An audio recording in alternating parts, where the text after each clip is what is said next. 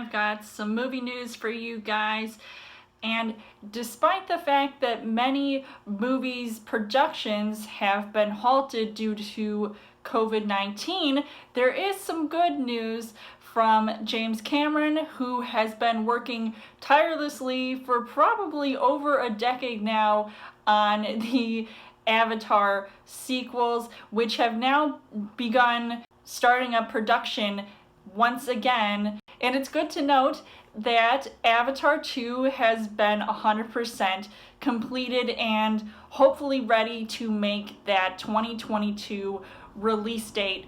I think it's also really cool to find out that he has been working back to back on his other Avatar projects, because remember, he has been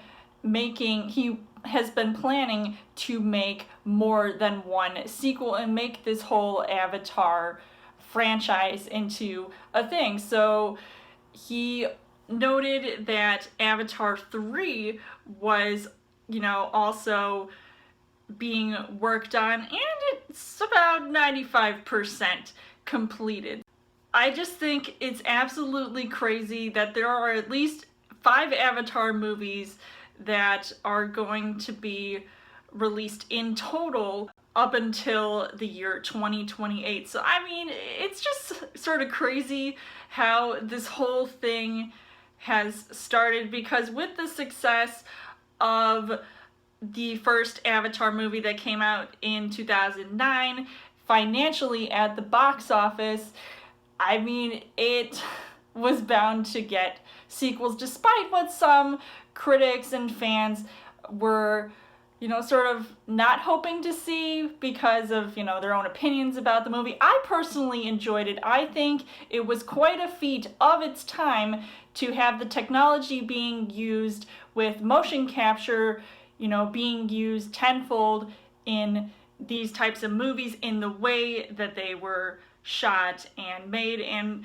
the production and the set photos that were released of the Avatar 2 set, I think, are all really cool, because this movie is taking a whole new approach since the first movie came out. I mean, the concept art shows, and James Cameron has said that this time around he wants to take you on an underwater adventure in Pandora, as well as maybe some neighboring planets. We'll see.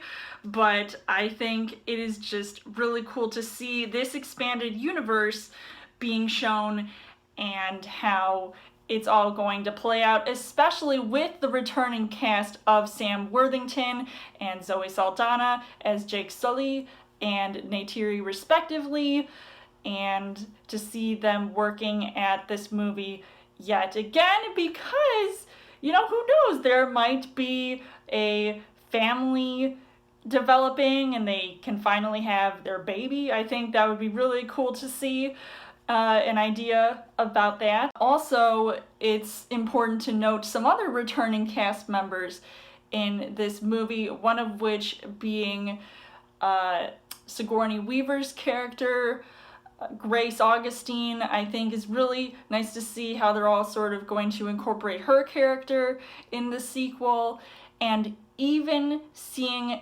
Kate Winslet reunite with James Cameron since Titanic in an undisclosed role. So I just think it's absolutely amazing to see that, because it actually was unexpected. I just found this out today, so I think it's pretty awesome that she's on board this time around in a movie that has now been under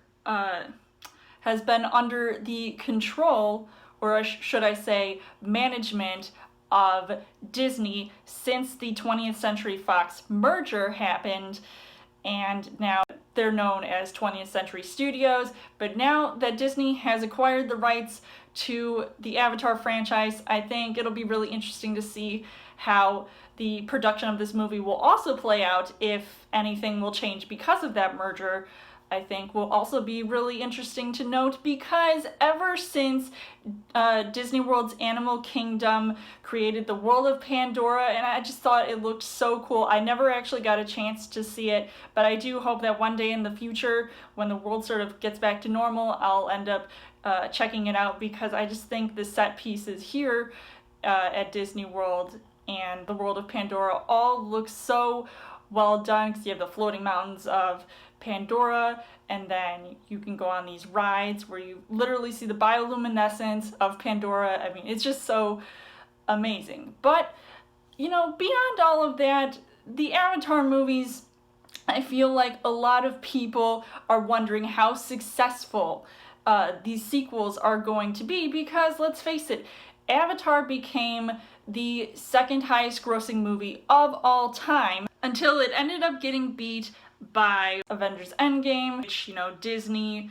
is the studio behind all of the Marvel movies, like the Avengers movies. Once Avengers Endgame became the reigning supreme movie to top the box office worldwide, I mean, you gotta wonder about this Disney monopoly going on. But I think, you know, not to worry, James Cameron, because now that his movies are technically a part of the Disney family, we can be rest assured that they might be in good hands. So we'll see how much they are going to be competing against each other in this singular company.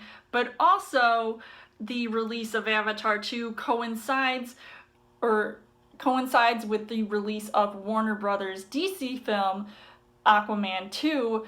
Now, I think it'll be really interesting to see how that's all going to play out, because both those movies are set underwater, or at least set in a watery setting that, or an aquatic setting that, you know, one of those movies is going to have to be pushed back. And considering how many movies had to be pushed back due to the pandemic, we'll see if these release dates stick. But I nonetheless am looking forward to seeing these movies, and I hope that the stories are all going to be equally as enticing, because they are filming Avatar 2 and possibly the other Avatar movies in New Zealand, so I think it'll be really nice to see those settings. Not to commend James Cameron, I really do feel like people should give these Avatar movies a second chance, and hopefully I will not be disappointed when they eventually get released. So let me know in the comments what you guys think of this Avatar news, and if you're looking forward to seeing these movies, and if not, why not? And as always, you guys can subscribe to my channel. I've got more movie reviews, movie updates, come back every week for a Chill Thursday video. You guys can also like me on Facebook and follow me on Twitter, and I'll see you guys later.